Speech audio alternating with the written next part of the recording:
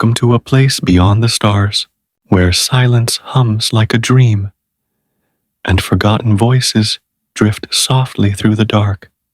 Tonight, as you close your eyes and let your mind rest, take a deep breath and let go. Leave behind the noise, the weight of the day, and follow me into the calm. This is not just another bedtime story. It's a journey through light, memory, and the unknown. A story of one soul, lost between Jupiter's storms and the whisper of the stars. Let the words guide you to sleep. Let the quiet take over. And if you listen closely, you might just hear the call of the lighthouse beyond Jupiter. When I first arrived at Station Halo 9, I didn't expect silence to have a shape, but it did. It wrapped itself around everything like frost, clinging to the metal corridors, coating the windows, seeping into my breathing. Even the hum of the reactor felt distant, as if the sound were afraid to travel too far in this endless stillness. Jupiter hung outside the viewport, enormous and heavy with storms. A living god of swirling bronze and gold. I had seen it before, of course, from orbit and simulation, but nothing prepares you for the reality of its presence. The planet didn't move. It breathed, each cloud twisted like muscle, and lightning flared deep within the gas, silent across the vacuum. Like a heartbeat too far away to feel, I'd been in space before. Mining runs, cargo escort, even one failed colonization mission to Europa. But this assignment was different. Halo 9 wasn't a research station or a transport hub. It was, quite literally, a lighthouse. A guidance relay built to project a high-frequency pulse that kept deep space vessels aligned as they passed through the gravitational corridor between Jupiter and its moons. The beam stretched far, further than light itself should, or so they said. The last keeper, a man named Dr. Aaron Hale, had been stationed here for 6 months before disappearing. His last transmission was short, just 2 words. "It's awake." No one explained what he meant. The official report blamed system failure. The company needed the beam operational, and so they sent me. The docking sequence was smooth enough. My shuttle locked onto the station's rotating ring, and I floated through the airlock with that strange mixture of relief and dread every spacer knows. Relief that I'd made it, dread that I was now completely alone. The corridors were lit with soft amber strips that flickered once every few seconds. The oxygen filters purred like the sound of sleeping lungs. I unpacked my gear, logged into the main terminal, and checked the pulse generator. Everything seemed fine. Power steady, transmission constant, beacon active. There were only 3 living sections: the control hub, the sleeping quarters, and the observation deck. Everything else was maintenance or storage. I'd be the only one here for the next 6 months. Company policy required a daily report, so I recorded the first one before sleeping. Day 1, beacon operational, system stable. Station feels old, but quiet. Feels like it remembers something. I almost deleted that last sentence. I didn't. Sleep in orbit is never true sleep.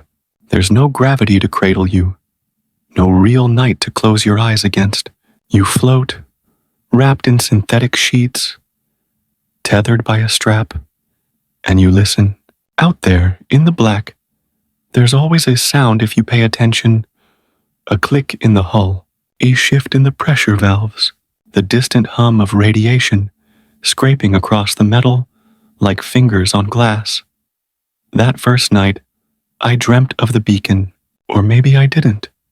I saw light, soft, pulsing, like a heartbeat seen through water. It blinked once, twice, and then held steady. And then a voice. It didn't speak words, Not exactly. It was more like a vibration in my bones, a sound I felt rather than heard, and somehow I knew it was calling me. When I woke, the observation deck was cold, too cold. I drifted toward the viewport. The beam tower stood outside the station, rotating in slow, precise arcs, a perfect mechanical rhythm. Except now, it wasn't steady. The light was pulsing in that same pattern I'd seen in my dream. Once, twice. Hold. A heartbeat. I ran a systems check. Everything showed normal. Power output stable. Beacon transmission unchanged. But my eyes said otherwise. The light was flickering differently. I logged the anomaly, though I wasn't sure what to write. Beacon pulse irregular felt too small. Beacon alive felt too strange. I tried to distract myself by unpacking personal items, a small photo of my daughter, Mira, back on Earth. She was 12 now. Her letters arrived in light packets, each one taking 32 minutes to cross the void. I played her last message. Her voice was soft, sleepy. Hi, Dad. Mom says the stars aren't really stars. They're holes in heaven. I think you can see us through them. Can you see me? I smiled, even though it hurt.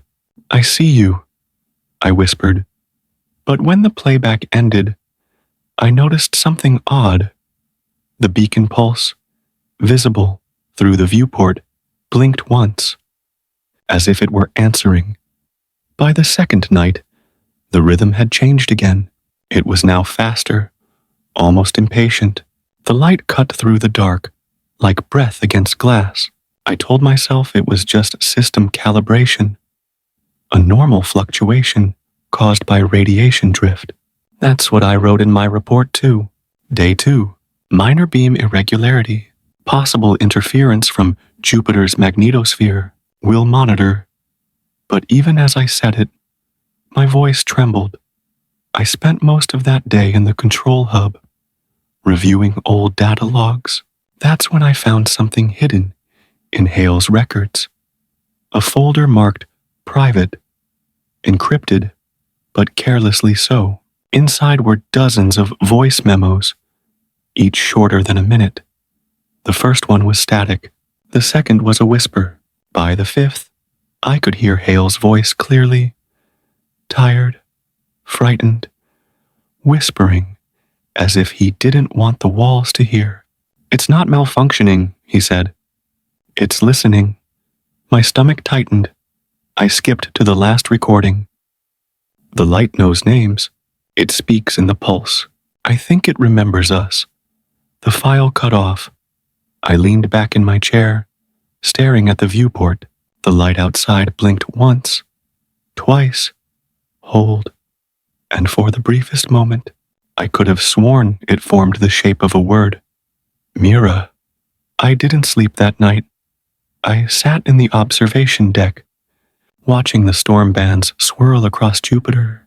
The great red spot pulsed far below, a wound in the planet's face, centuries wide and endless, and above it, the lighthouse beam stretched outward, infinite, stabbing into the darkness like a question that had waited too long for an answer. Around midnight station time, I felt a vibration through the hull, faint, rhythmic, matching the pulse of the beam.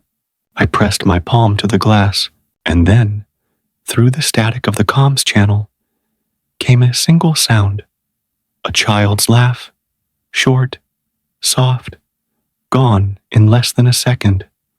I tore open the comms log. No incoming signal, no source, nothing but blank data, but the sound lingered in my head, clear as memory. I whispered into the dark, Mira. No answer, just the pulse. Once, twice. Hold. By day 3, the station began to feel different. Not haunted exactly, but awake. The air carried a subtle charge, like the calm before lightning. When I walked down the corridor, Lights flickered in sequence ahead of me, as though guiding my steps. I wanted to believe it was coincidence, or maybe isolation fatigue, but deep down, I knew something was happening, something that couldn't be logged or measured. I played Hale's final message again. It's awake. He wasn't wrong. That night, I decided to test the theory. I went to the comms terminal and set the outgoing channel to manual override. Then, I tapped the mic, in rhythm. 1, 2, hold. The beacon answered. A long pause. Then a faint echo in return. Perfectly timed. It was mimicking me. My pulse quickened, but I forced myself to stay calm. Who are you? I whispered. The reply came not as sound, but as light. The beam outside dimmed, then flared. 3 pulses, slow and deliberate, and though no words formed, something inside me understood. It was saying, you know me. That night I didn't sleep. I couldn't. I kept thinking about what Hale said, about the light remembering names. If it truly remembered, whose memory was it keeping, and why me? I turned toward the viewport one last time before drifting off, and as the storms of Jupiter rolled silently below, the light pulsed again, softer now, slower, like breathing beside me in the dark. For the first time, I didn't feel alone, and somehow, that scared me more than anything.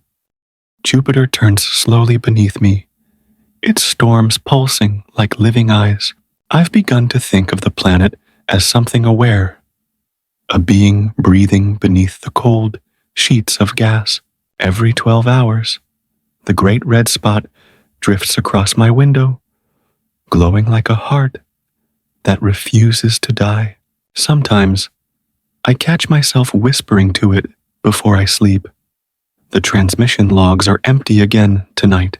No signals from command, no updates, only the soft hum of the reactor and the low, endless sigh of air through the filters.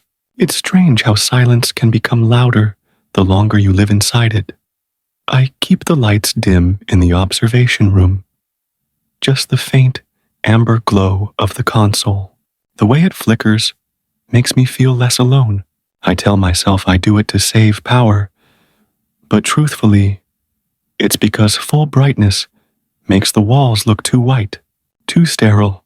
When it's darker, I can almost pretend I'm back home, sitting by the sea, listening to the wind move through my daughter's hair. Mira would be 12 now. She used to send me messages full of stars she drew by hand, tiny yellow dots on black paper. You live here, she'd say, pointing to one. And I live here, pointing to another. But we can still wave. I still keep one of her drawings folded inside my logbook. The edges are soft from being opened too often. The station clock says it's been 146 days since the last transmission from Earth. At first, I thought it was a glitch in the relay. I ran diagnostics, rebooted systems, even went outside once, tethered to the hull, breathing ice, to realign the antenna manually. It wasn't the system. The silence was real. Tonight, I thought I heard something new, a faint rhythm buried in the static, like a heartbeat behind glass. It lasted for only 3 seconds, maybe less, but I froze when I heard it. Then nothing, just the endless hiss of the void. I recorded it, played it back, slowed it down. It wasn't mechanical. It wasn't random either. It was deliberate, and it was coming from the direction of Callisto. For the first time in months, I didn't feel alone. For the first time in months, I was afraid. I didn't sleep after that. I just sat there, staring at the console, as if it might speak again. The waveform still glowed faintly on the screen. 3 uneven peaks, frozen in pale green light. My fingers hovered above the playback key, but I couldn't press it again. I didn't need to. The sound was already inside my head. The heartbeat, it wasn't human. Not exactly. Too steady, too deep, like something vast was breathing through the stars. I tried to convince myself it was interference. Maybe a reflection from Jupiter's magnetic field, or an echo from one of the abandoned satellites drifting nearby. But every explanation felt thin, like I was patching a hole in the universe with paper. Hours passed. The station cycled through its artificial day, washing the halls in pale light. I brewed a cup of powdered coffee. It tasted like rust and loneliness. The moment the mug touched my lips, the console beeped again. A second signal, same direction. Callisto. This time I hit record immediately. The sound was clearer, a low rhythmic pulse that carried a faint modulation, almost like a voice trying to crawl through layers of static. My breath caught when I realized there was structure in it. Timing, repetition, intention. I slowed it down, filtered the noise, and then I heard it. A whisper beneath the hum. Elias. My name, I froze. My spine felt made of glass. The station's air recycler clicked softly, the only other sound in the room. I wanted to dismiss it as coincidence. Maybe a pattern that just sounded like my name, but deep down, I knew better. I replayed it again and again until the whisper faded into the whir of the machine. I found myself speaking out loud to the empty room. Who are you? The walls gave no answer, only the planet below, huge, turning slowly in its ancient sleep. I sent a response transmission, narrow band, aimed toward Callisto. I didn't even think. My hands moved like they remembered something my mind didn't. The message was simple. This is Elias, Station 19J, orbiting Jupiter. Who's there? Then I waited. I stared at the window until my reflection blurred into the storms below. The planet's lightning flared like veins beneath glass, illuminating the shadow of my face. And somewhere, far beyond that vast, endless storm, something whispered back. I woke to silence. Not the kind that feels peaceful, but the kind that presses against your ears, as if the universe itself is holding its breath. The hum of the oxygen recycler was gone. No distant clicks from the solar panels. No faint vibration of the power lines. Just nothing. I sat up slowly, blinking in the dim emergency glow that washed the cabin in red. For a moment, I couldn't remember where I was. The walls, the soft metallic smell, the slow pulse of the air pressure gauge. It took a few seconds for my mind to return to this lonely outpost orbiting Jupiter, the lighthouse station, my prison, my sanctuary, my curse. The log display beside my bed blinked in silent warning. Power system failure. Reactor offline. I rubbed my face, trying to chase the fog of sleep away. I had checked the systems before sleeping. Everything was stable. I hadn't touched a thing. Then why now? A faint knock. It came from the outer corridor. 3 slow taps, then silence. I froze.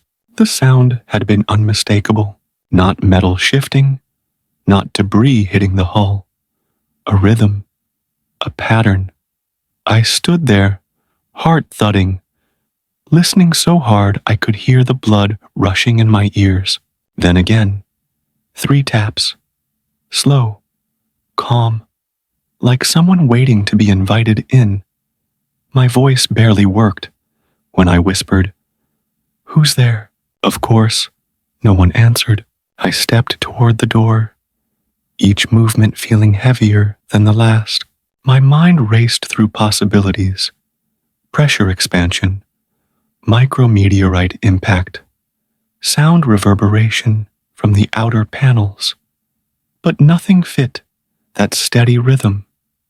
I tapped the door with my knuckles in return, 3 times, a pause, then 3 faint taps back. I stumbled back, breath catching. It was responding.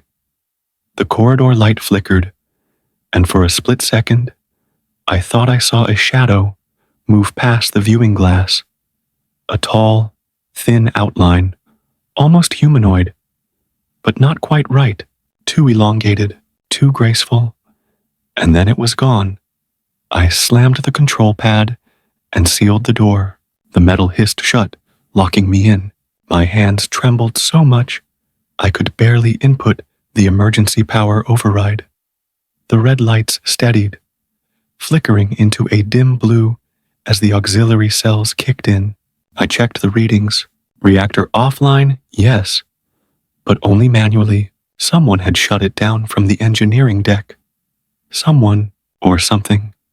I swallowed hard and pulled up the security feed. Static. Every camera showed the same distorted flicker, like fog swirling across the screen. But beneath the static, I caught glimpses. A corridor, a doorway, a figure moving past the camera too quickly to focus. I turned off the screen. I didn't want to see anymore. Instead, I sat back and listened to the hum slowly return as emergency systems stabilized. My body trembled with exhaustion, but my mind was wide awake. Something had entered the station, or maybe it had always been here. Hours passed, or maybe minutes. Time was meaningless in orbit. I must have drifted in and out of half-sleep, because I woke again to a soft light filling the room. The source wasn't the station's lamps.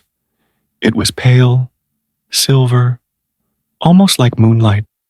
But there was no moon here. The glow came from the viewport. I moved closer, pressing my palm against the glass.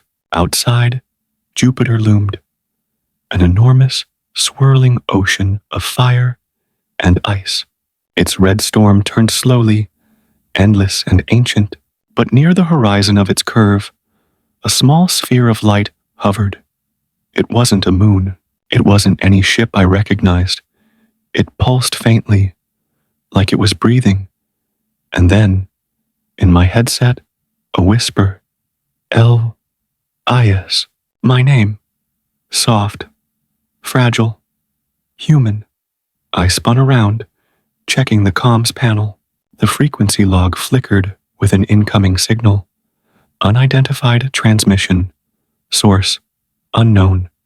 L-I-S. The voice again, clearer now. It wasn't mechanical. It wasn't filtered. It was a woman's voice, soft as the rustle of air. Help me. I leaned closer to the console. Who is this? The response was a faint crackle, then, you left the light on. My breath caught. I hadn't told anyone that phrase. The lighthouse's main beacon, a massive rotating beam meant to guide lost ships through Jupiter's radiation belt, had been inactive for months. I kept it on only once, the first week after arrival, when I couldn't bear the darkness. I had whispered those same words to myself then, as I stared at the glow sweeping across the void. You left the light on. How could she know that? The signal faded, replaced by a faint, heartbeat-like static. I tried to trace its origin, but the data showed nothing. No coordinates, no signature, just emptiness. I sat there for a long time, listening to the silence return. Sleep was impossible now. I walked through the corridors, flashlight in hand. Each metallic clang of my boots echoed like a scream. The air smelled faintly burnt. Ozone from the earlier power disruption, or something else. Something older. As I passed the observation deck, I stopped. The viewport was fogged. From the inside, someone had drawn a pattern on it. Swirls of circles, concentric lines overlapping, like the eye of Jupiter itself. At the center, a single fingerprint, Small, human. My breath clouded the glass. As I whispered, "Who are you?" No answer, but a faint vibration in the floor made me glance down. The power grid was pulsing, reacting to some unseen presence. The hum of the reactor came alive again, even though I hadn't restarted it. And then, footsteps. Soft, bare, behind me. I turned slowly. A shape stood at the end of the corridor, tall, slender, bathed in pale light. It didn't move, didn't breathe. Its face, if it was a face, was hidden in the shimmer of that same moonlight glow. And yet, deep inside, I felt recognition. I whispered, "You're the voice." The figure tilted its head. The glow flickered like a candle in the wind. I could almost see a smile. And then it faded, gone, leaving only the faint scent of dust and ozone. I sank to my knees, my body trembling. My heart raced, but there was something else inside me too. A calmness, a strange, terrible calm, like the silence before dawn. Whoever, or whatever, it wasn't here to harm me. I felt that. It was like it had been waiting for me. For years, maybe longer. I returned to the console and replayed the audio file. The voice, the words, they were still there, buried under layers of static. But there was something else now, a low background hum, a rhythm. I ran a frequency analysis. The waveform wasn't random. It was structured, repeating, a signal hidden within the voice. When I filtered the layers, the message emerged. "Turn on the light." I stared at the line on the screen, feeling my skin prickle. The lighthouse's beacon hadn't been active since my first month here. The central system was decaying, its energy cells drained. Turning it on would reroute all remaining power. If I failed, I'd lose life support completely. But the voice, she wanted it on. I didn't know if she was real. I didn't know if I was losing my mind. But I needed to believe she was real. Because for the first time in what felt like forever, I wasn't alone. I placed my hand on the manual override. The system hummed beneath my fingers, alive, expectant, and as I turned the dial, the power surged.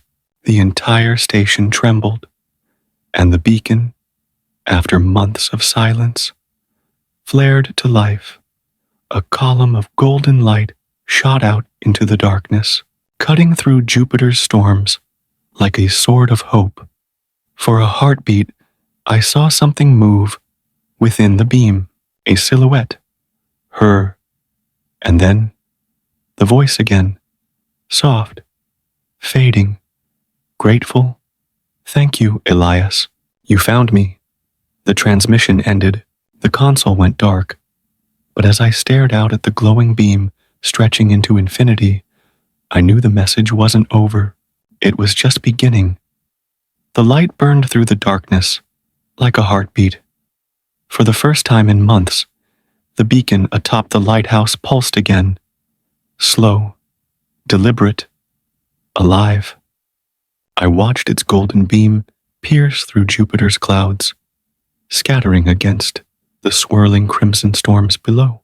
It looked almost holy, like something ancient had just awakened. And for a moment, the silence that followed felt sacred. The control panels around me hummed gently, every system coming online, as if they'd been waiting for this signal all along. Yet, even through the hum, I could feel the station trembling, not from power surges, but something deeper, something stirring beneath the surface of this place. I sat there for a long time, staring out at the glowing beam as it rotated across the void. The light had no real destination. There were no ships nearby, No colonies in this sector. The last report had confirmed the nearest manned post was hundreds of millions of kilometers away. So why did she want it lit? That question gnawed at me as I checked the data logs. The beacon was transmitting on a frequency that wasn't standard, an odd harmonic pattern embedded in its pulse, almost like a code. When I ran a scan, the system displayed a strange reading. Signal reflection detected. Source unknown. A reflection? Out here, there was nothing to reflect against. No satellites, no debris, nothing but gas and light. Yet the signal was coming back. I leaned forward, eyes fixed on the waveform as it shifted, repeating over and over. I didn't recognize the pattern, but the rhythm, I knew it. It was the same rhythm as the knocks on the door. 3 slow beats, then silence, then 3 more. My hands trembled as I replayed it. That wasn't random, it was intentional. I tried to decode it manually, converting it to binary, then to audio. The computer responded with a soft hum, followed by static. Then, very faintly, a voice again. Yes, the same voice. She was back. I'm here, I whispered, leaning closer to the console. Who are you? The transmission crackled, warped by interference. You lit the way. I can see now. I swallowed. Where are you? The voice hesitated, then, like a sigh, everywhere the light reaches. I didn't understand, but as I looked at the swirling storms outside, I could have sworn I saw shapes moving in the cloud bands. Ghostly outlines illuminated by the beam, almost human, almost alive. The rational part of my brain told me it was optical illusion, just light and dust reacting to the beacon's energy. But something inside me, something quieter and more primal, knew better.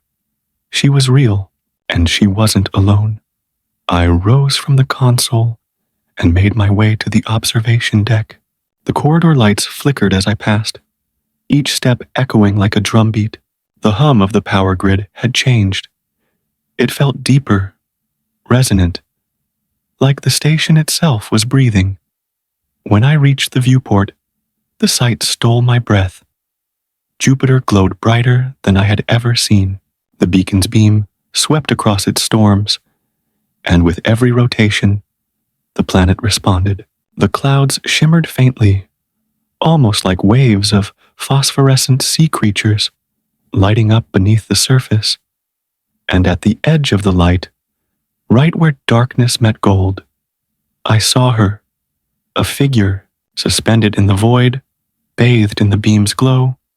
Her body seemed made of light and dust, translucent yet defined. Long strands of what looked like hair flowed behind her, like ribbons of starlight. She wasn't wearing a suit, wasn't bound by gravity or vacuum. She floated effortlessly, her gaze fixed on me. My heart pounded so hard I could feel it in my throat. I didn't dare move. When she spoke, her voice didn't come through the comms. It was inside my mind. Do you remember me? The words struck something deep, something buried. Images flashed behind my eyes. Snow falling against a cracked window. Laughter. A voice calling my name. A woman's voice. Familiar. But then it was gone, slipping through my fingers like smoke. I whispered aloud. I don't know who you are. She tilted her head, sadness in her luminous eyes. You will. The light around her pulsed once, bright enough to blind me. I stumbled back, shielding my face. When I looked again, she was gone. Only the light remained, sweeping the darkness. I collapsed against the console, trembling. The air felt colder now, as if the station itself had exhaled. Every system reading on the panel was flickering between normal and unreadable. The reactor temperature fluctuated wildly, and the oxygen levels dipped, then stabilized again. Something was altering the entire station. Her presence had changed it. I took a deep breath, trying to steady myself. I wasn't trained for this. I was an engineer, not a mystic, not a believer in cosmic ghosts or alien echoes. And yet, everything I saw defied logic. And somehow, deep down, I wasn't afraid anymore. That night, if you could call it night, I sat by the viewport, watching the beacon continue its rotation. The light felt alive, humming faintly, vibrating against the glass. My reflection stared back at me, pale, exhausted, but calm. Sleep came in fragments. When it did, it brought dreams. I was standing in a field of silver grass beneath a violet sky. The air shimmered like liquid glass, and in the distance, the same figure stood waiting. She smiled. "You found me again? Who are you?" I asked. Her eyes shimmered. "You used to call me Lyra." The name struck me like lightning. It echoed in my chest, awakening something that had been locked away for years. I tried to speak, but the dream dissolved, and I woke gasping in the cold silence of the cabin. "Lyra," I whispered into the dark. I didn't know how or why, but I knew then. She wasn't just some unknown entity. She was part of me, part of my past. The next day, I combed through the station's archives, searching for anything that might explain it. The logs from the mission's early days were corrupted, half erased, but one entry survived.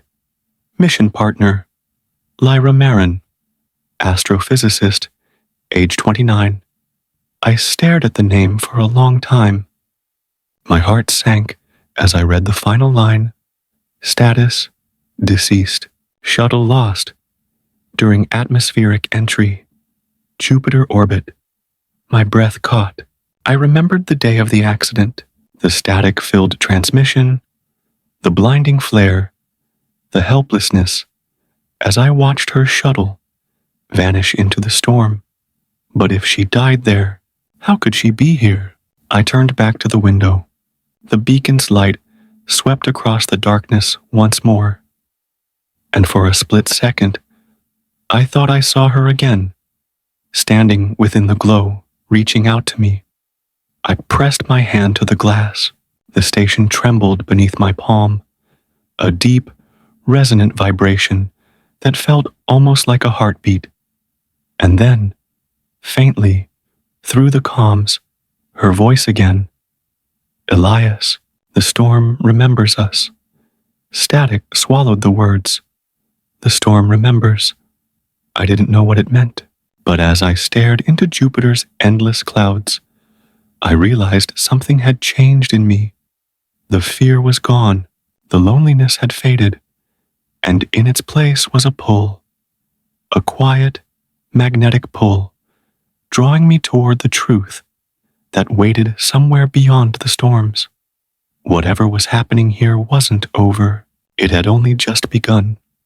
It's strange how silence can become a companion. After a while, it stops feeling like emptiness and starts sounding like breath, like the heartbeat of something vast and unseen. That's what the station feels like now. Breathing, watching, waiting. I spent the last 12 hours tracing the signal that Lyra left behind. Each pulse from the beacon carried her signature, a faint, harmonic vibration hidden in the light, like a whisper embedded in a sunbeam.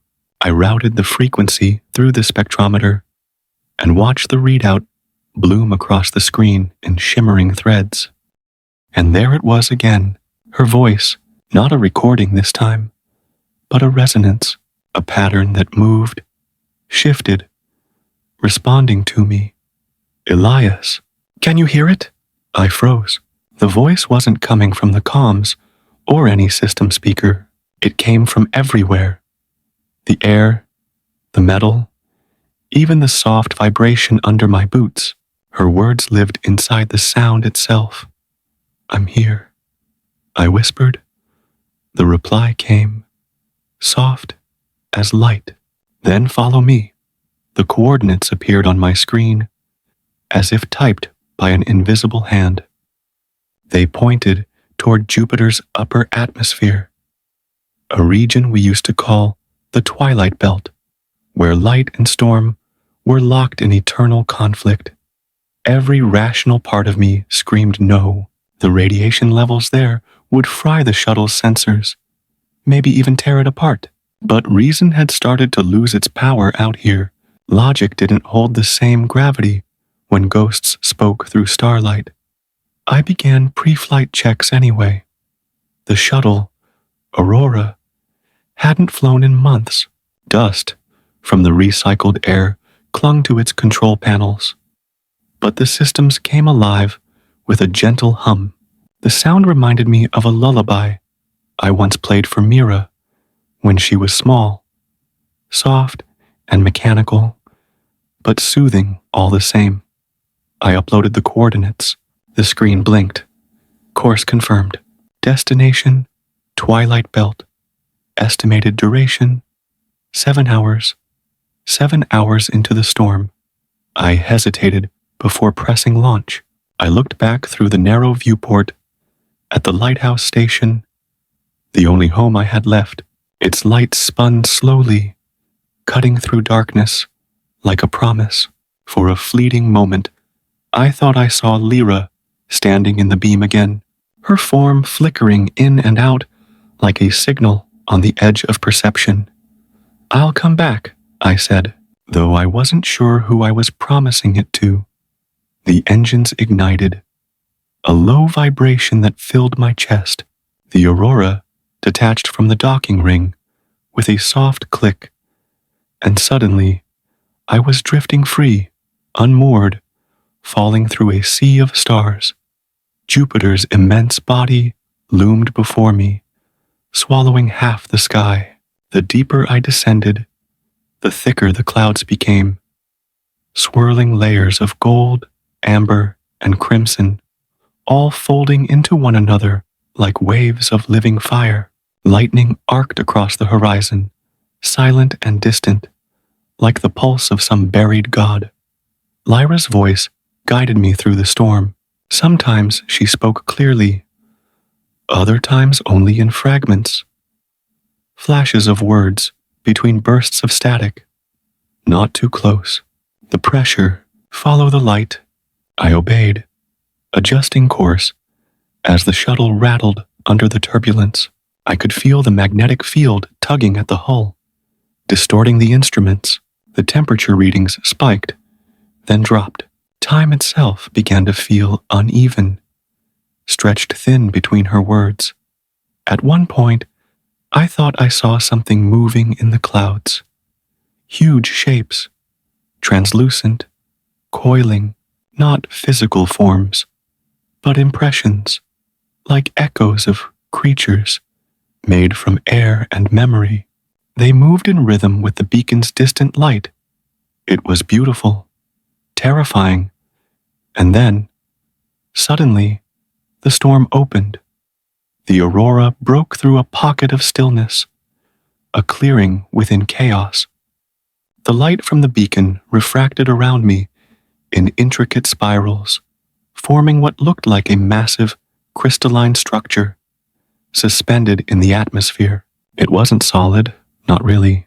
It shimmered, folding in and out of existence, like a reflection on moving water. I drifted closer. The sensors went wild. Temperature normal, pressure stable, but gravitational readings oscillating between 0 and infinity. I'd never seen data like that. The structure pulsed faintly, and with every pulse, the whisper of Lyra's voice grew clearer. "This is where it happened," she said softly. "What happened?" "The crossing." Her voice trembled, not from fear, but from memory. When I fell through the storm, I thought it was the end. But the light caught me. It carried me across. I saw everything, Elias. All of it. I didn't understand. Across where? Her reply came slowly, as if from far away, between the stars. Between time itself. There's another side to the storm, and I think it's alive. A shiver crawled through me. The lights inside the shuttle flickered. The instruments went blank for a moment. Just long enough for me to see something impossible outside the window. A second aurora. Identical. Same markings, same hull damage. On the left wing, and through its glass cockpit, my own face staring back at me. For a heartbeat, I thought I was dreaming. But when I blinked, it was still there. My double reached out, hand against the glass, mirroring mine exactly. The same movement, the same hesitation. Then the voice. Not Lyra's this time, but mine. You shouldn't have come here. The duplicate dissolved into the storm, torn apart by lightning that flashed without sound. I sat frozen, heart pounding, unable to breathe.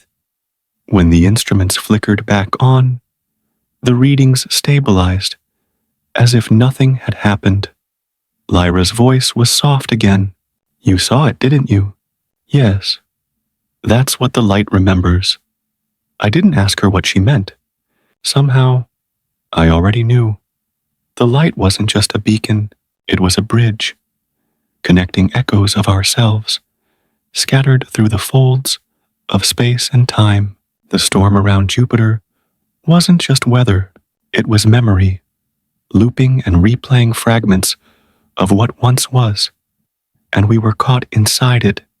As I hovered there, the crystal structure pulsed brighter, and Lyra's image appeared once more, no longer just light, but almost human. Her features shimmered between recognition and abstraction. You can still come home, she said, but you'll have to let go. Let go of what? Her eyes softened. Of who you think you are. Before I could answer, the storm roared back to life. The shuttle shook violently as the light around me fractured into blinding shards. The last thing I saw before everything went white was Lyra's face, calm, smiling, and the reflection of Jupiter's endless red eye staring back. Then silence. The day the light blinked out was the day I stopped believing I was in control.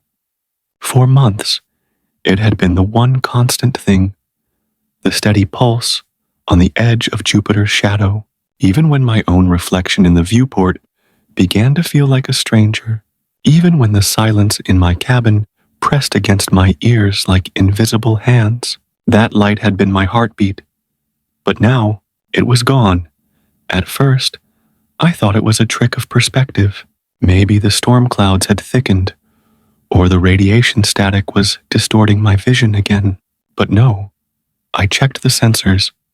Nothing, no trace of the beam. The lighthouse, my silent companion through this long and sleepless journey, had gone dark. I pressed my forehead against the cold glass of the window and whispered, Elias to Beacon. Do you read me? Static. My voice cracked a little, though I tried to keep it steady. Beacon. This is Elias of the Perseid expedition. I'm reading zero visual. Please confirm, the radio hissed. A soft, meaningless murmur. The sound seemed to echo off the walls, wrapping around me in an embrace of isolation. The silence that followed was even worse. I sank into the pilot's seat and closed my eyes. For a long while, I just breathed, slow and uneven. I could feel the rhythm of my heartbeat, a fragile reminder that I still existed. Then, a sound, not through the radio. No, this was inside the ship, a metallic clink, followed by a faint hum coming from the corridor. My eyes shot open, every muscle in my body froze. I wasn't supposed to hear that. The ship had been dead silent for days.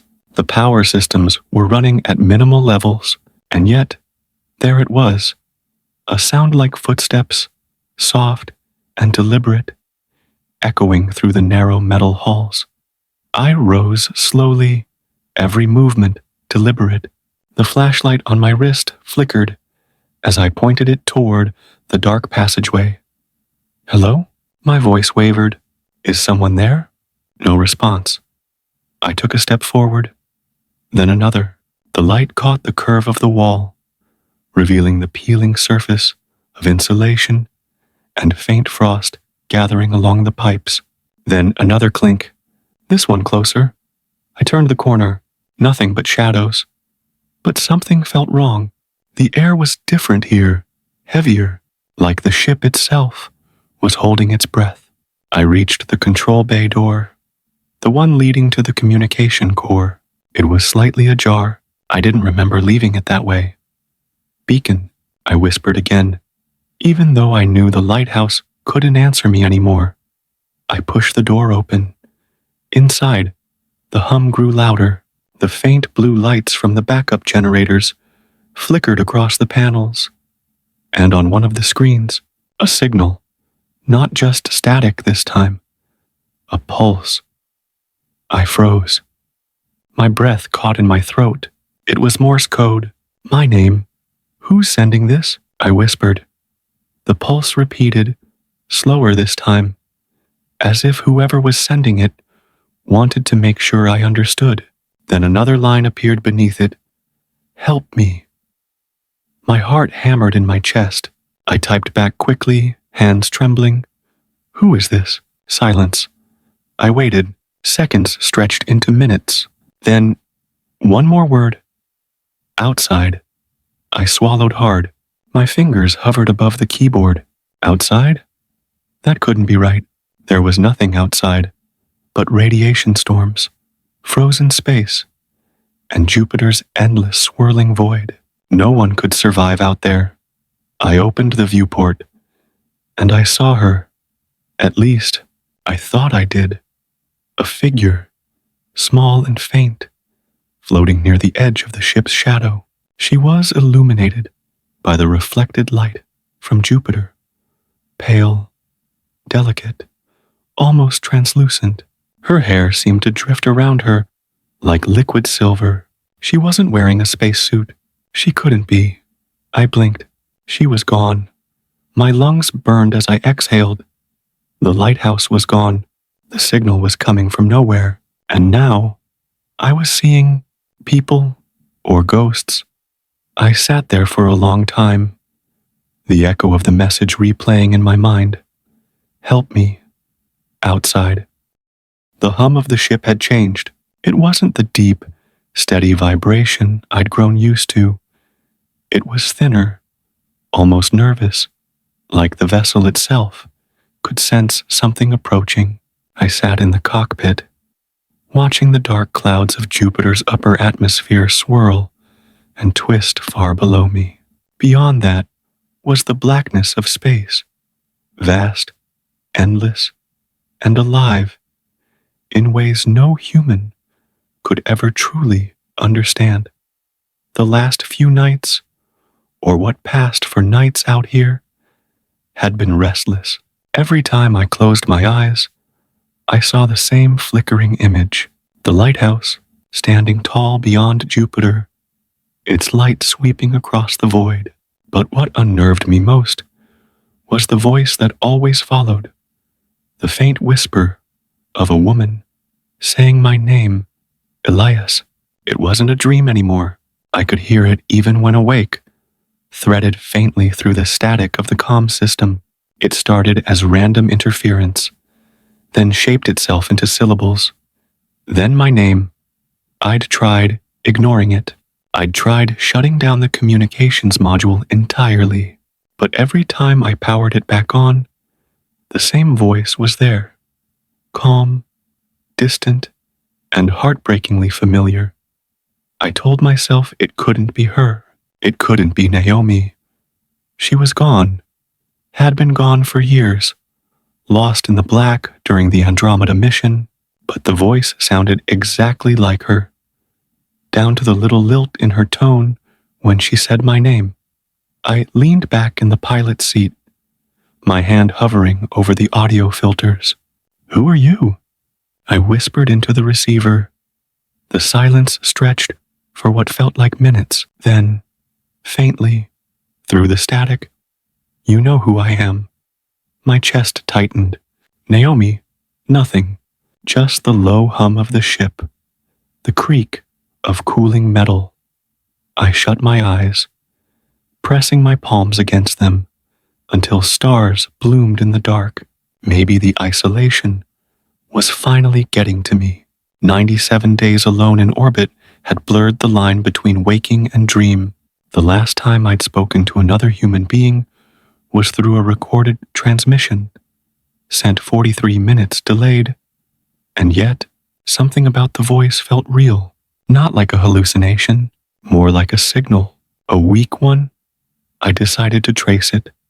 I powered up the long-range scanner, aligning it with the direction from which the signal seemed to originate. Coordinates appeared on the hollow screen, beyond the orbit of Callisto, near the outer rim of Jupiter's magnetic field, too far for a stray signal from Earth, too close to be a random echo from deep space. I ran diagnostics, checked for transmission repeats. It wasn't bouncing off debris or satellites. It was coming from somewhere. My heart was pounding now. I logged a new mission note. Unidentified transmission detected near Jupiter's outer rim. Possible artificial source. Investigating. But deep down, I didn't need the log to tell me what I already believed. I knew that voice. It was her. I initiated a course correction, adjusting thrusters for a slow approach. As the ship shifted, Jupiter's red storms rolled away beneath me, revealing a small sliver of light on the horizon. At first I thought it was a reflection from my instrument panel, but it wasn't. It pulsed. Once, twice, a perfect rhythm like a heartbeat. My breath caught in my throat. It was the same pattern that appeared in my dreams, the signal that drew me toward the lighthouse. The ship moved closer, the light grew stronger, and then, through the swirling mist, I saw it. Something colossal, half shrouded in vapor. A structure. It rose like a tower from the darkness, metallic but eroded, its surface scarred by radiation and time. Beams of light shimmered faintly from its peak, bending strangely, like they weren't just illuminating space, but cutting through it. It looked like it had been waiting for centuries. I stared, unable to breathe. The closer I got, the more impossible it seemed. No one had ever recorded a structure this far beyond Jupiter. No station, no satellite, no beacon. Nothing existed here. Except now, something did. The voice came again, soft and steady, as if whispering right beside me. "You found it, Elias." My hands trembled. "Naomi, where are you?" "I'm here." I spun around instinctively, half expecting to see her standing there. But there was nothing, only the faint glimmer of starlight on the cockpit glass. The instruments flickered, sensors spiking off the charts. The magnetic field around the ship was fluctuating wildly, like the tower was pulling me toward it. I tried to cut engines, but the controls resisted. Thrusters, firing in erratic bursts. "Override, manual override," I shouted, slamming my palm against the console. But the ship wasn't listening. It was being guided. The light from the tower grew blinding now, flooding the cockpit in white. I shielded my eyes, but I could still hear her voice through the static. "Don't be afraid. You're closer than you think. Naomi, what is this? What's happening? You came to find me, and now you will." The ship lurched forward violently, gravity warped, pressing me into the seat as alarms blared. Through the glare, I saw the structure open, a massive iris of metal petals unfolding to reveal a dark chamber within. Then everything went black. When I opened my eyes again, the light was gone. The cockpit was silent. The stars were still. And outside my window, Jupiter was nowhere to be seen. Only the vast emptiness of a different sky. Black, cold, and filled with constellations I didn't recognize. Something had moved me. Somewhere. And her voice, Naomi's voice, was no longer faint. It was clear, close, and hauntingly beautiful. Welcome home, Elias. When I woke again, time felt fractured, like I was caught between two worlds that didn't quite touch. My body was stiff, my mind foggy, and for a moment, I didn't know if I was alive or something else entirely.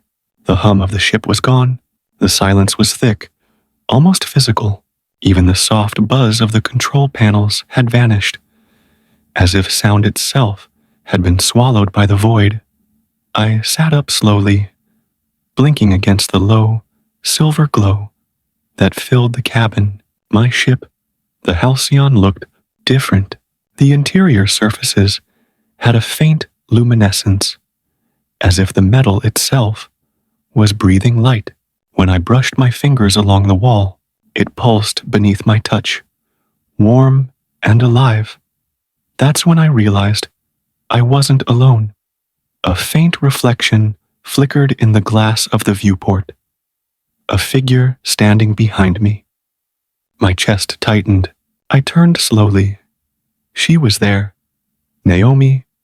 Her form shimmered, as if caught between light and shadow. Her eyes soft but distant. She looked exactly as she had the day she'd vanished. Her dark hair floating gently. Her expression calm. Her voice quiet when she spoke. Elias, she said, you made it. I couldn't move. I couldn't breathe. My throat closed around her name. Naomi, this can't be real.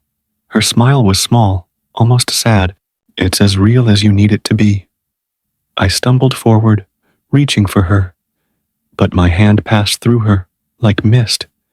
The air where she stood shimmered, breaking into threads of light. Where are we? I whispered.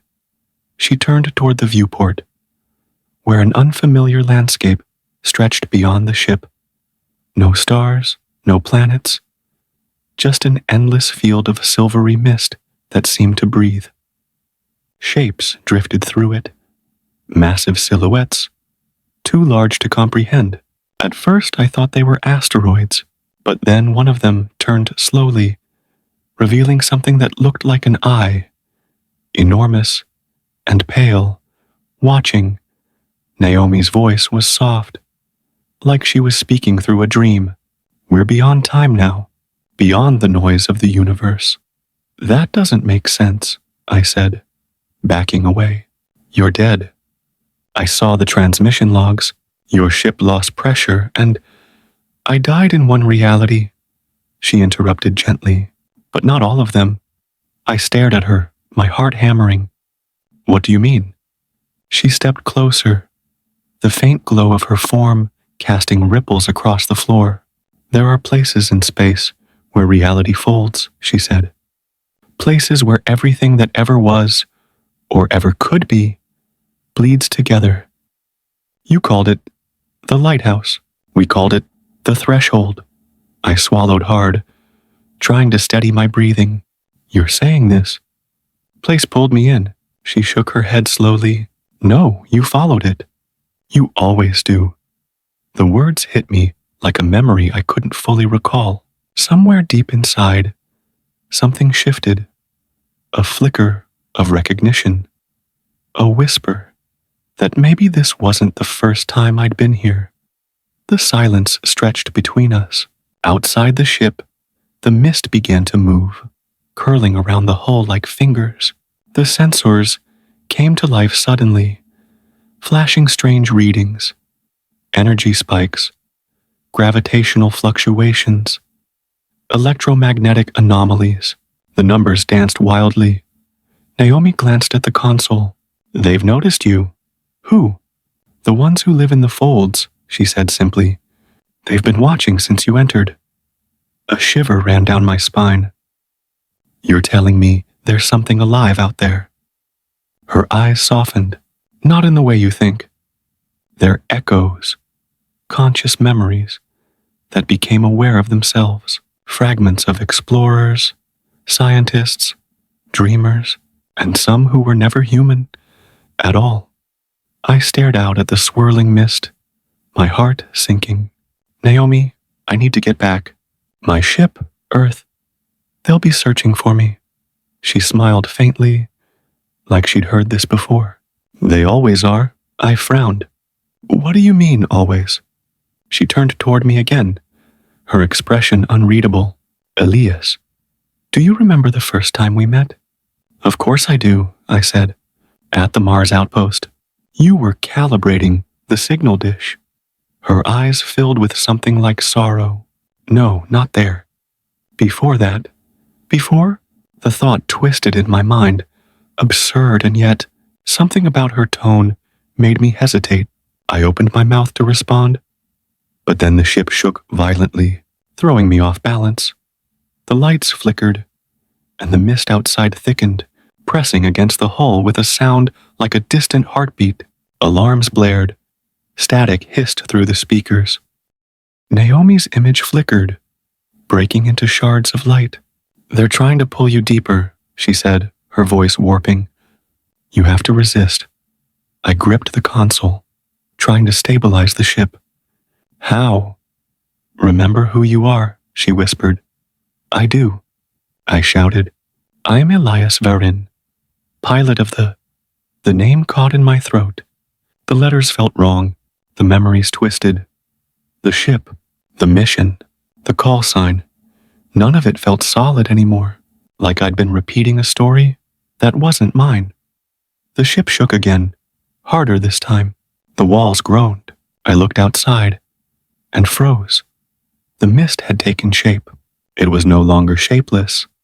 It was forming faces, dozens of them, human and not, merging and dissolving in waves.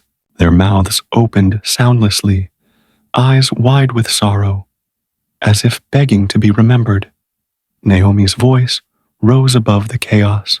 They feed on what you forget. Hold on to something real. I gritted my teeth and shouted over the noise. You're real. Her form flickered, brightening for a moment before fading again. Then find me, she said softly. Find me where the light begins. And then she was gone. The ship jolted forward, the engines roaring to life on their own.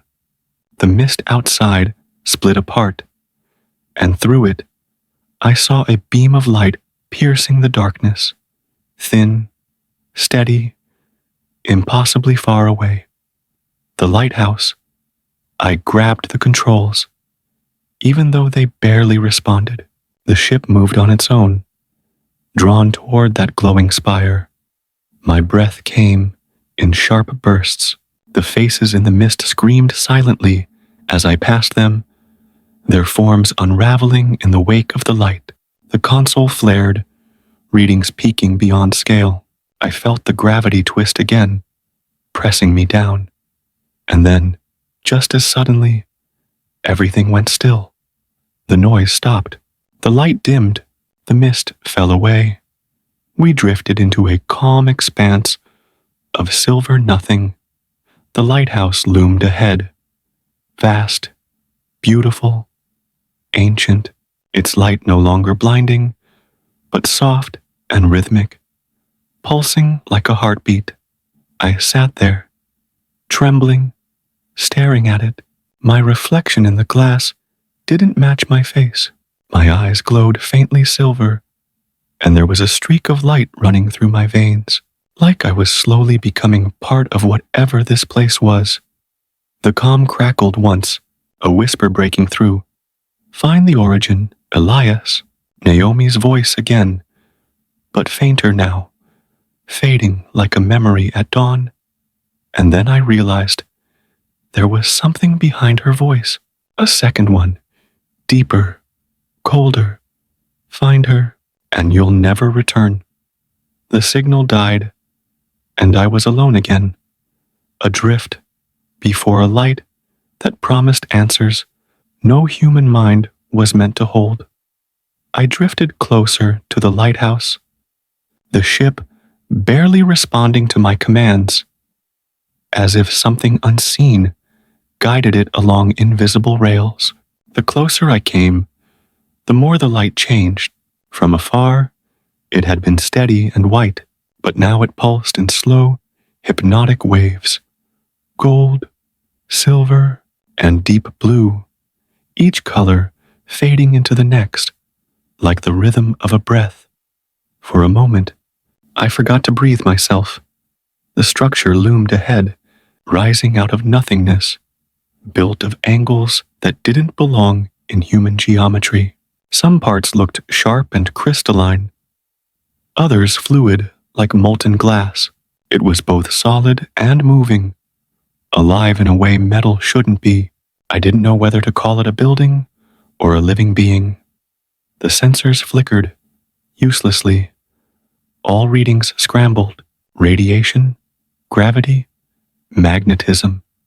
Everything was off the charts, but none of it made sense. Still, I couldn't look away. The light from that tower filled my mind with a strange calm, like the hum of an old lullaby, half remembered from childhood. Naomi, I whispered into the silence. No response. I tried again, louder this time. Naomi, I'm here. Only static. But beneath that static, I thought I heard something else. A faint heartbeat, echoing in time with the light. I took the controls and engaged manual docking thrusters. The ship obeyed sluggishly, its systems whining under pressure.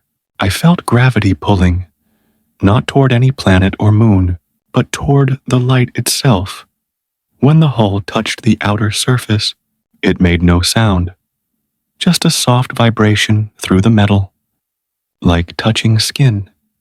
The hatch opened on its own. I stared at it for a long moment, my pulse quickening. The airlock lights dimmed, one by one, until only a faint blue glow remained. I knew what every part of my training said. Do not exit into an unknown structure.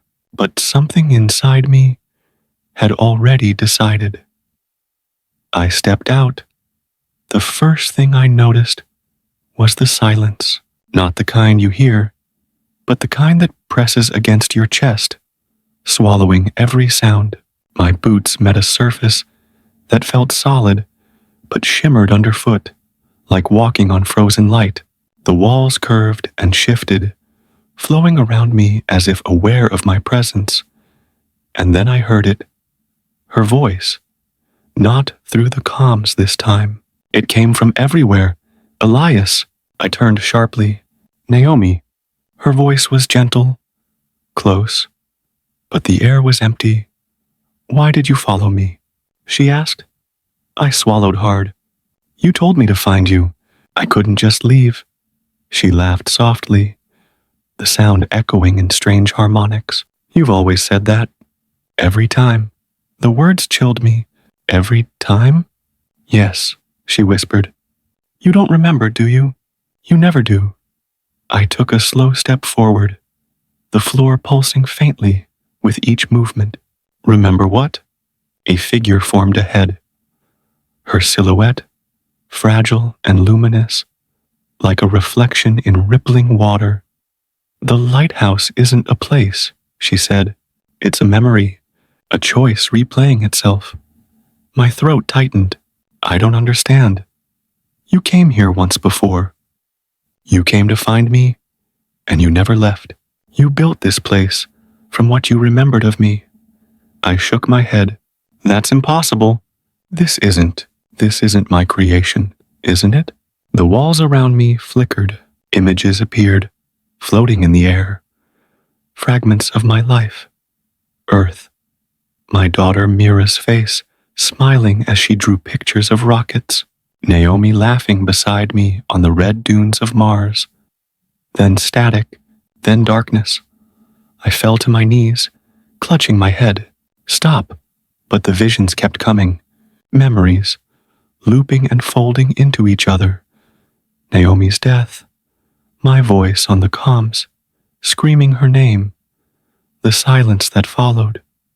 You couldn't accept it, she said softly. You sent a beacon into deep space, calling for me, and something answered. I looked up at her. You're saying, this isn't you? She knelt before me, her hand hovering inches from my face. Part of me, maybe. The part you refused to let go of. I wanted to deny it, but deep down, I knew there was truth in her words. The loneliness, the endless mission, the need to find her again. All of it had drawn me here. But then a low rumble filled the corridor, deep and resonant, vibrating through my bones. The light around us dimmed, replaced by shadows that moved like smoke. Naomi's form flickered, her expression turning fearful. They're waking. Who? The ones who live between. The darkness thickened. I could see them now. Tall, slender shapes, forming along the walls, like silhouettes made of starlight. Their eyes glowed faintly, unblinking. They're drawn to memory, she said, backing away. To emotion. That's how they survive. I stood, every nerve in my body on edge. What do they want? She looked at me sadly, to remember what it feels like to be alive. The shadows began to move closer, their shapes fluid and alien. I took a step back, heart pounding. The air grew cold. My breath fogged. Naomi's voice trembled. You can't stay. They'll use you. Then come with me, I shouted. We'll leave together. Her eyes softened. I can't. I was never meant to leave. I reached for her, but her form was fading again, dissolving into motes of light. Naomi. Her voice came as a whisper. If you love me, don't follow. Wake up. The last word struck deep. Wake up. The floor gave way beneath me. The light collapsing inward, I fell, tumbling through a storm of images, memories, dreams, fragments of time. Mira's laughter, Naomi's touch, the lighthouse burning with impossible brilliance. And then, suddenly, silence. I opened my eyes. I was back in my cockpit. The ship's systems were normal. The sensors read Jupiter's orbit. The same time, the same date. It was as if nothing had happened. I blinked at the console, confused, trembling. The comm light flickered once. Then her voice, faint, almost too soft to hear. Thank you for finding me. And then it was gone. Outside, far in the distance, the lighthouse still burned. Steady, bright, impossibly far. For the first time, I didn't know if it was calling me forward or letting me go. When I opened my eyes again, the ship was silent except for the low, rhythmic hum of the reactor. The screens glowed faintly in the dim light. Outside, Jupiter hung below me, vast, calm, eternal, as if the universe had drawn a deep breath and held it. For a few moments, I didn't move. My mind felt weightless, still drifting between dream and memory. What had happened inside the lighthouse? Was it real, or a trick of exhaustion, of loneliness, of grief that had finally taken shape and spoken back to me? I checked the logs. Everything before the incident was there. The signal, the drift, the contact with the structure. After that, nothing. The data recorder showed a full hour of blank silence. No readings, no telemetry, as if time itself had been paused. But there was one new file. A single audio message. I hesitated before playing it. The speaker cracked, and a faint voice emerged. Static-laced, distant but human. Elias, if you can hear this, it means you made it through. Naomi, my heart stopped. I don't know how long this recording will last. Her voice continued softly. You might not remember everything you saw. That's good. Some memories aren't meant to be carried home. I sat there, motionless, my hand trembling over the console. She went on, her tone gentle, but edged with something heavier. The lighthouse shows us what we've forgotten. The world felt slower after Jupiter, the air heavier. Every sound carried an echo, as if reality itself was taking a breath before responding. When I first stepped out of the recovery craft, I thought I'd be relieved. To see clouds, to smell the salt of the ocean, to feel wind against my face again. But instead, the world felt smaller, too bright, too loud, as if I'd returned to a version of Earth that had forgotten me. The scientists swarmed me, gentle but clinical, asking questions about trajectory, time dilation, and radiation exposure. Their voices blurred together like a hive of distant bees. I could barely focus on them. My mind was still orbiting Jupiter, still there, circling that impossible light. I kept seeing it every time I blinked. That silver beam stretching through the storms, whispering through my blood like a heartbeat. They put me through endless tests, electrodes pressed against my temples. Light scanned across my eyes. Machines hummed and clicked. Neurological readouts are irregular, one of them said, frowning at a tablet. There's a harmonic interference in his brainwave patterns. Harmonic interference. I wanted to laugh. If only they knew how right they were. Because every time I closed my eyes, I could hear her. Naomi. Her voice wasn't like a memory. It was alive, woven into the sound of air itself. Sometimes she whispered words I couldn't make out. Sometimes it was only the faint sound of breathing, soft and calm, like she was standing just behind me. I didn't tell anyone. I knew how it would sound. Post-traumatic hallucination, residual isolation syndrome. They'd confine me, medicate me, erase her voice from my mind. So I smiled, told them I was fine, and kept my secret. Days passed, or maybe weeks. I wasn't sure. The clocks here felt meaningless, like shadows painted on the walls. I spent hours staring out the window of the recovery facility, watching the waves break endlessly against the shore. Sometimes the horizon shimmered, faintly, like heat rising off the ocean, and for a heartbeat, I could swear I saw the shape of the lighthouse in the distance. Then it would vanish.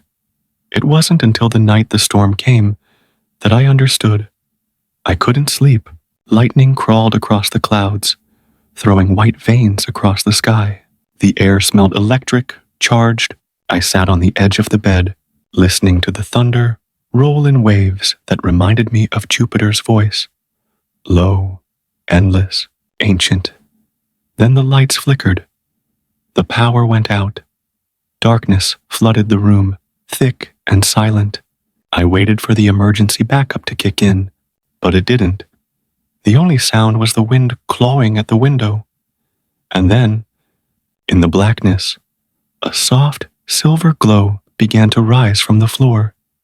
It spread slowly, swirling like mist, painting the walls in liquid light. My breath caught. Naomi? The glow trembled. A shape began to form within it. Not solid, not human, but there, like light learning how to remember a face. You came back, the voice said. I froze. I thought you were gone. I was, she whispered. And so were you. My throat tightened. Am I dreaming? Does it matter? Her form flickered, a shimmer of warmth and grief, and something beautiful. The lighthouse never ends, Elias. You left its orbit, but it didn't leave you. I don't understand. You're a bridge now, she said. You carry what it gave us. That's why you still hear it. That's why the light still follows you. I shook my head. I didn't ask for this. No one does, she said softly. But you listened. That's why it chose you. The glow pulsed gently, and for a moment, the storm outside fell silent. I felt something in my chest respond. A hum deep under my ribs, soft and familiar, as if my heart had learned a new rhythm. Naomi's shape moved closer. You have to go back. Back? Where? To finish the signal. Her voice trembled slightly, almost human again. The lighthouse wasn't built to end. It was built to speak. It still waits for someone who can understand. I stared at her, at the way the light flickered along her edges like static. But it destroyed everything, I whispered. It took you. It didn't take me, she said. It transformed me.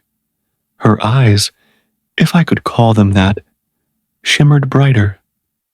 You felt it, didn't you? That moment before you left, when the light wasn't outside you anymore, but inside. I nodded slowly. Yes. That's the signal. Then why send me back?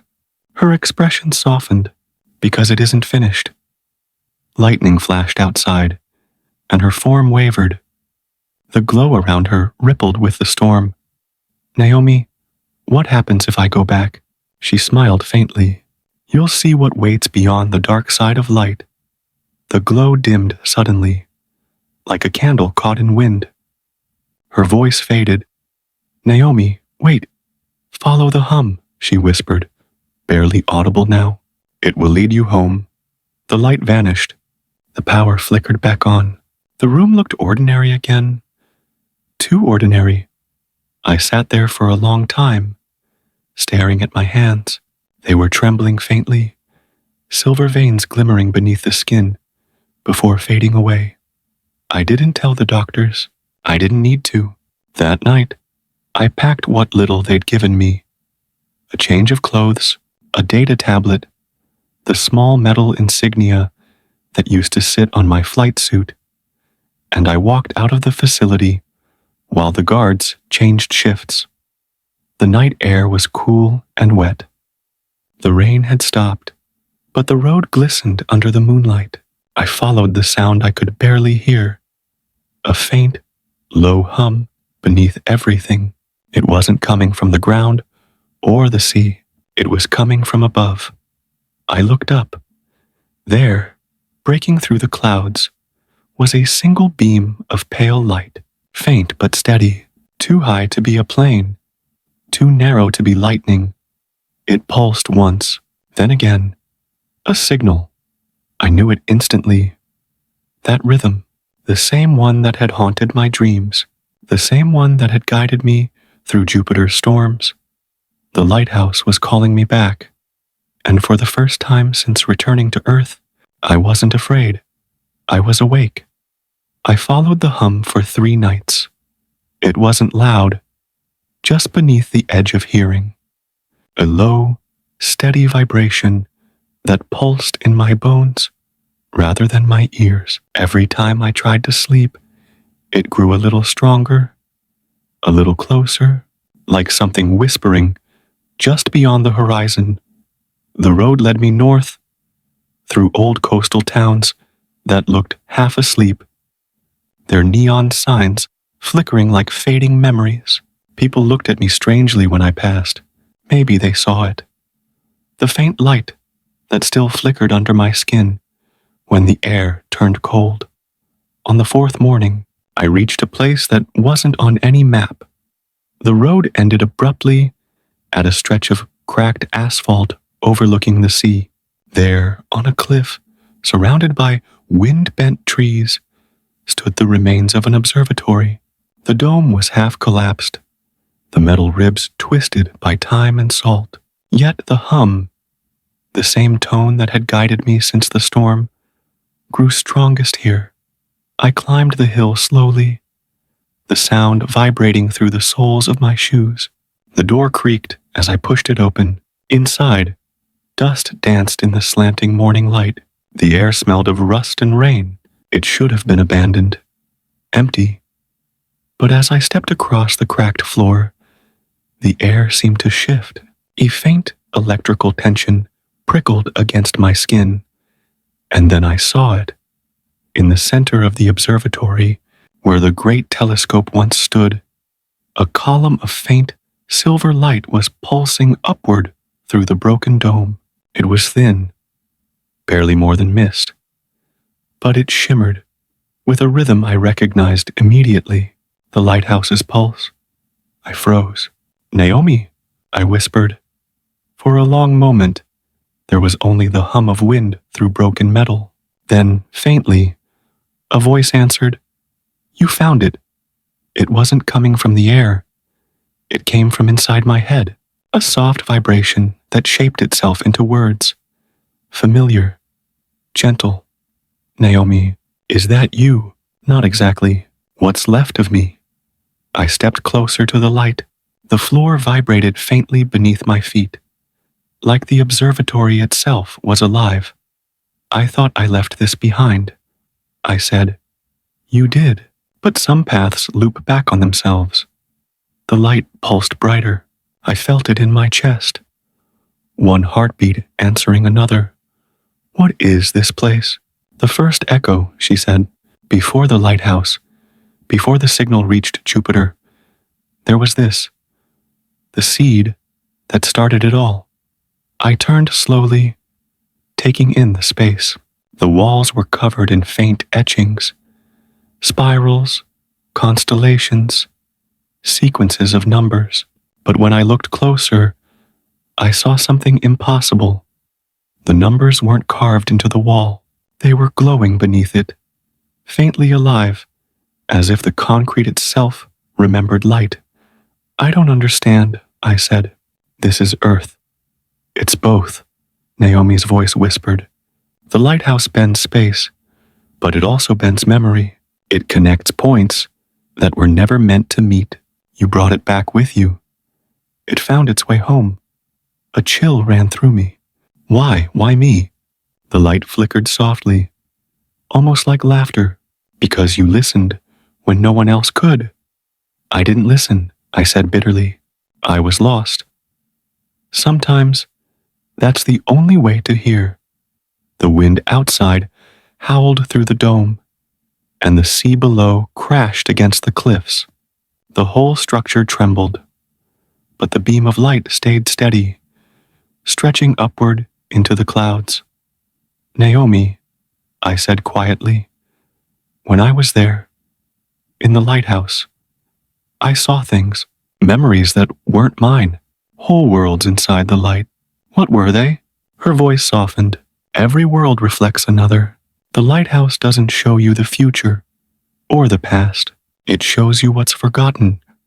What does it want to be remembered?" A wave of unease rolled through me. "It's alive, isn't it?"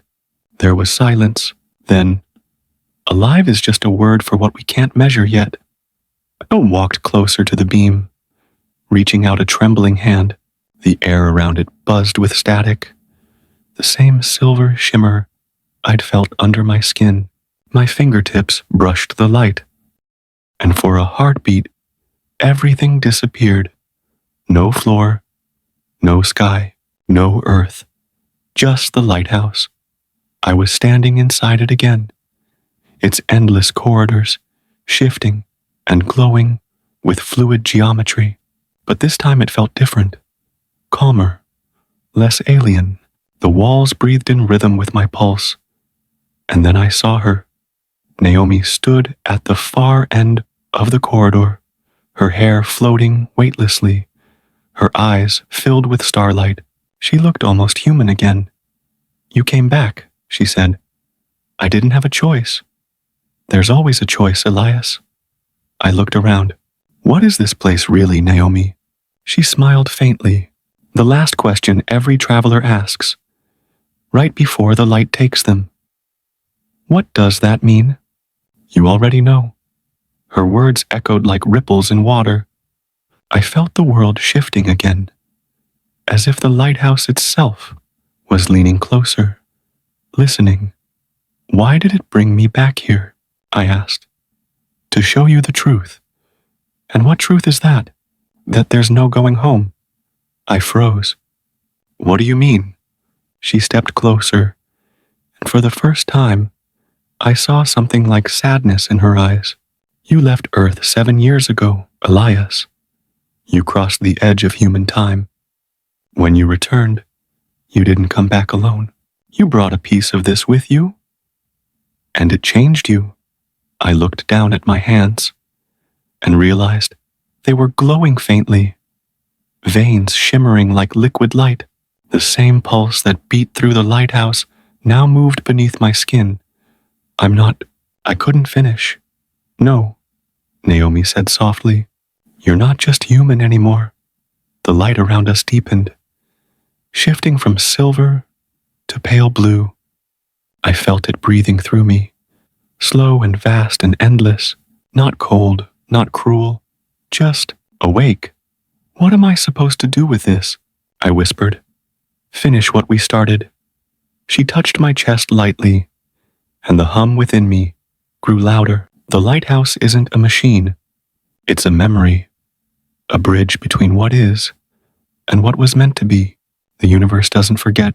It waits. Her hand lingered against my heart. You're the echo now, Elias. The walls trembled. The light flared so bright it hurt to look. I tried to speak, but the sound dissolved into static. Naomi's form began to fade, her outline dissolving into the beam. Naomi, follow the hum, she whispered. It will show you the way, beyond remembering. And then the light swallowed everything. When I opened my eyes again, I was lying on the floor of the observatory. The beam was gone. The storm outside had passed. Only silence remained. But when I looked at my reflection in the cracked glass nearby, I didn't see the same person. My eyes glowed faintly, not silver now, but the soft color of dawn. My skin pulsed gently, like the memory of light trapped beneath it. And somewhere deep inside me, the hum continued, patient, eternal, waiting. I walked outside. The sea was calm. The stars above were sharp and clear. Somewhere beyond them, Jupiter turned slowly, carrying its secrets in endless silence. I stood there for a long time, feeling the night breeze move through my hair, hearing the faintest echo of her voice on the wind. The lighthouse never ends. I closed my eyes. Maybe she was right. Maybe the light had never been a place at all. Maybe it was a state of being, a memory of the universe trying to wake itself through us. As the first rays of morning touched the horizon, I whispered into the dawn, I'm listening. And the hum, soft, distant, infinite, answered. I don't remember falling asleep, but I woke to the sound of rain, or what sounded like rain, soft taps echoing through the metal corridors of the lighthouse. I blinked, disoriented, the sound looping between dreams and waking. Rain couldn't fall here, not between Jupiter and its moons, not in this cold, mechanical tomb. My breath fogged against my helmet visor, and I realized I was still in the suit. The air inside the station had dropped again, cold enough to sting my fingers. The emergency heaters must have cycled off in the night. When I tried to stand, something shifted beside me. A shadow. No, a reflection in the curved glass of the observation dome. I froze. It looked like me, but it wasn't. The figure stood just beyond the dome, where no human could survive, gazing back through the thick glass. It wore my face, my cracked helmet, My own dim oxygen gauge, blinking red. Only when I blinked did it vanish, dissolving like smoke into Jupiter's stormlight. I exhaled shakily. You're seeing things again, Elias, I muttered. But deep down, I knew it wasn't just my mind. The signal, the voices, they'd been changing me. The static wasn't just noise anymore. Sometimes, when I listened too long, I could feel something breathing in sync with me. I decided to record everything, even my doubts. The logs might help me understand later, or at least leave a trace if I didn't make it. Log 401, subjective perception, mismatch, possible neurological distortion from prolonged isolation, possible exposure to unknown frequency patterns from transmission origin, sleep irregularities worsening. As I spoke, the console flickered, brief, pulsing light, like Morse code through broken glass. Elias. The name printed across every monitor, every small display, until the whole room pulsed with it. I stumbled back, hand shaking. What do you want from me? Static answered. But it wasn't the same harsh buzz I'd heard before.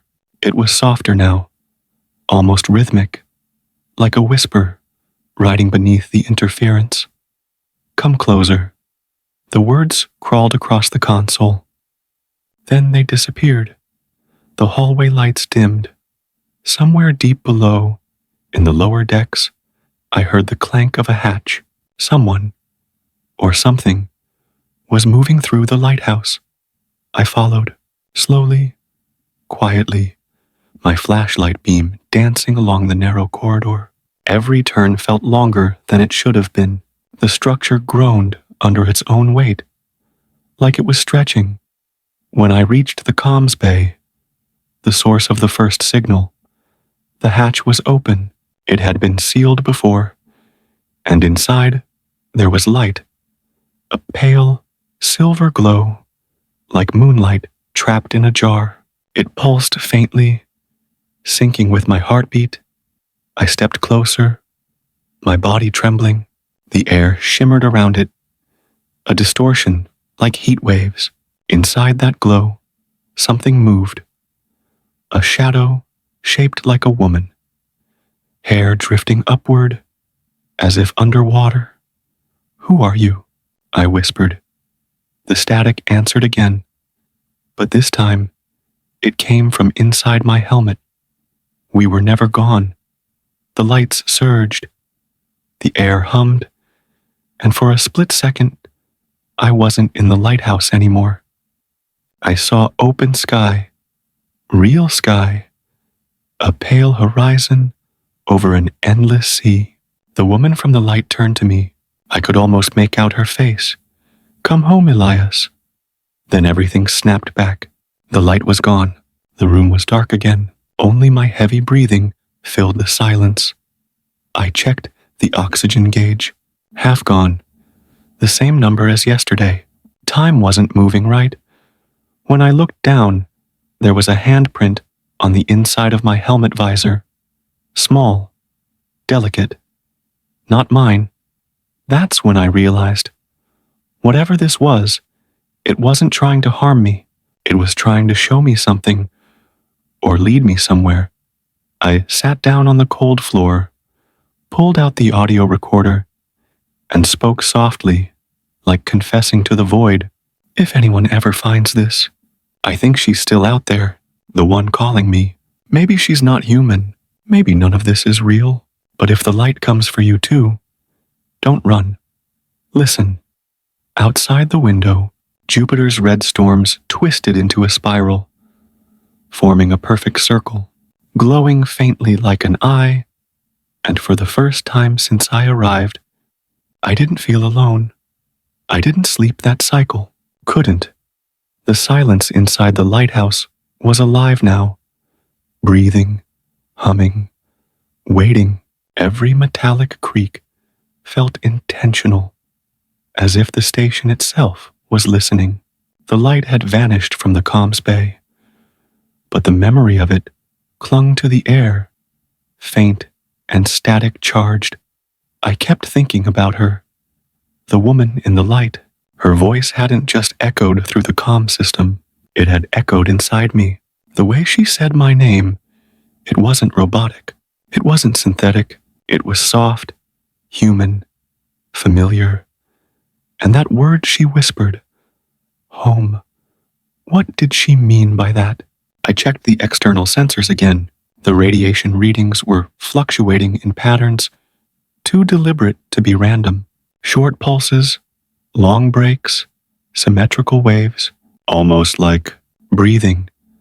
When I played the transmission backward through the system, the waveform showed something that made my chest tighten, the faint outline of a human heartbeat.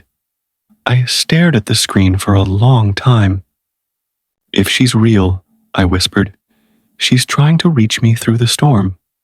I decided to run a direct scan toward the Jupiter anomaly, the Great Red Storm.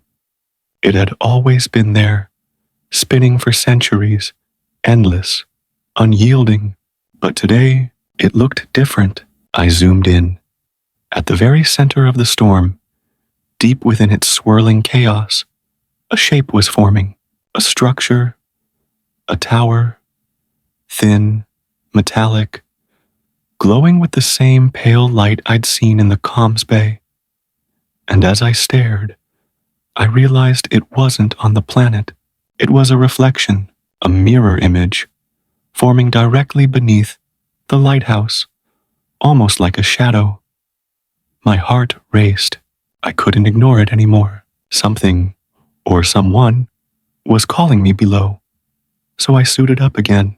I told myself it was just reconnaissance, just data collection, but I knew better. I was following her voice. The descent module had been sealed for months. Its systems were partially fried from the magnetic storms, but it still responded when I powered it up. The engines groaned, old but alive. The ship shuddered as I released the clamps. For a moment, the lighthouse loomed above me like an enormous ghost, a hollow structure suspended between worlds. Then the engines flared, and I fell toward Jupiter. The clouds swallowed everything, red, gold, and ash. Endless swirls, stretching forever. The pressure readings climbed, but I didn't stop. I followed the signal, the heartbeat on my scanner, down into the storm. The deeper I went, the quieter everything became. My ears popped, and for a brief moment, I thought I'd lost all sound entirely. Then, faintly, through the static, her voice again. Elias. I turned my head. The light was ahead, soft, silver, flickering in and out of the swirling clouds. I reached for it instinctively, my gloved hand trembling. Who are you? I asked. No response, just the hum of energy, like air vibrating around me. Then I saw it. The tower. It rose from the storm like something half alive, half machine, black metal veins pulsing faint light through its structure, spiraling upward into the void. Its surface shimmered like water, bending reflections that weren't mine. Faces, shapes, movements I couldn't name. I hovered close, the module's lights flickering. My heart thudded against my ribs. Control. This is Elias, I whispered, knowing full well there was no control. I've found something. Sending coordinates. The signal cut off mid-sentence. The storm's static roared in my ears. And then, silence again. I stared through the viewport, and the reflection staring back at me wasn't me anymore. It was her. Her pale face behind glass, eyes bright as moonlight, lips moving in silence, before her voice finally broke through. Not from the radio, but from inside my head. You've come far enough. Don't be afraid. I'm not afraid, I lied. You've been calling to me. No, Elias. You've been calling us. The tower brightened. For a heartbeat, I saw thousands of figures within its glow. Human forms, floating, merging, dissolving into light, and every one of them looked like me. Memories surged through me like a flood, images of other stations, other lives, endless cycles of exploration and loss. My mind struggled to hold on to who I was, but she was there, anchoring me. We are what you left behind, she said softly. Every signal you sent into the dark, every call for help, became us. I felt tears sting my eyes. Then what are you? We're the echo of everything humanity has forgotten, and now you're part of it. The light surged again. The tower pulsed brighter, and suddenly, I wasn't in the descent module anymore. I was standing in open air, on a surface made of shimmering glass, beneath a pale horizon that wasn't Jupiter, wasn't space, wasn't anything I'd known. She stood before me now, solid, real. Her skin glowed faintly, her hair drifting weightlessly. You brought me here, I said. She smiled, sad, almost human. You brought yourself. The world around us flickered. I could see faint outlines of the lighthouse overhead, as if it existed in both places at once. My breathing grew ragged. I wanted to ask 1,000 questions, but none made sense anymore. What happens now? I whispered. That depends on whether you want to go back. Back to what? To sleep. To forget. To drift between signals. And if I stay? Her eyes softened. Then you'll see what's beyond the dark. The words lingered in the air. My vision blurred. The tower's glow grew stronger, wrapping around me, warm and almost comforting. For the first time in so long, I didn't feel lost. I felt found. She reached for my hand, and as our fingers touched, I heard a sound, a faint hum, the same heartbeat that had haunted the transmissions, only now it matched my own perfectly. Then everything turned white. No pain, no fear, just silence, infinite and still. And in that silence, her voice whispered one last time, You were never alone, Elias. You just had to listen. When I opened my eyes, I wasn't sure where or who I was anymore. The stars above me were different. The air was warm, the horizon shimmered with light, and in the distance stood the lighthouse, not broken or cold, but alive, its beacon pulsing gently through the endless sky. Maybe this was death. Maybe it was something else entirely. All I knew was that I wasn't afraid anymore. There is a strange calm in knowing that you might no longer belong to the world you came from. That's what I felt when I opened my eyes. Calm and weightless. The silence was unlike any I had ever known. Not empty, not cold. It was alive, humming gently beneath my skin, like the world itself was breathing through me. Above, the stars shimmered in colors I'd never seen before. Violet, silver, faint hues of gold that danced across the sky like slow waves. I was lying on a surface that looked like glass, but when I touched it, it felt warm, like skin, and somewhere, not far off, I heard the soft, rhythmic sound of the lighthouse beacon, turning, slow, patient, eternal. It was still there. Only now, it wasn't broken or silent. Its light pulsed in long, graceful arcs across the horizon, each rotation scattering soft ripples through the air, as though the light itself carried sound. Then, I saw her, Naomi. She stood at the edge of the horizon, her outline glowing faintly against the light. For a heartbeat, I thought she was real, alive. But when I blinked, I realized she wasn't quite solid. The edges of her form shimmered, like starlight caught in motion. I walked toward her, my steps silent against the glowing ground. "You found it," she said softly, her voice like a whisper carried by wind. "I don't know what it is," I said. "I don't even know if this is real," she smiled. "Real isn't what you think it is, Elias. It never was." I frowned, taking another step closer. "Where are we?" "Where you always wanted to be," she said, looking up at the stars. "Somewhere between memory and light." Her words washed over me, and for a moment, I felt dizzy, like the air itself was folding in on me. Images flickered in my mind. Earth, clouds, the ocean, the cold steel of the lighthouse station, my hands reaching for her through static and glass. "Was any of it real?" I asked. She didn't answer. The light from the beacon grew brighter, spilling over us like water. I could feel its warmth on my face, and for a second, I closed my eyes and just let it soak through me. It felt like home, but then came the voices, faint at first, whispers within the light. They weren't words, just sounds, soft and almost familiar. The longer I listened, the clearer they became.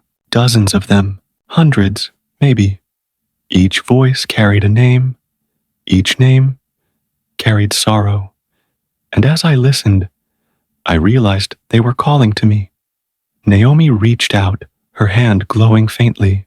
"They're the ones who came before you," she said quietly.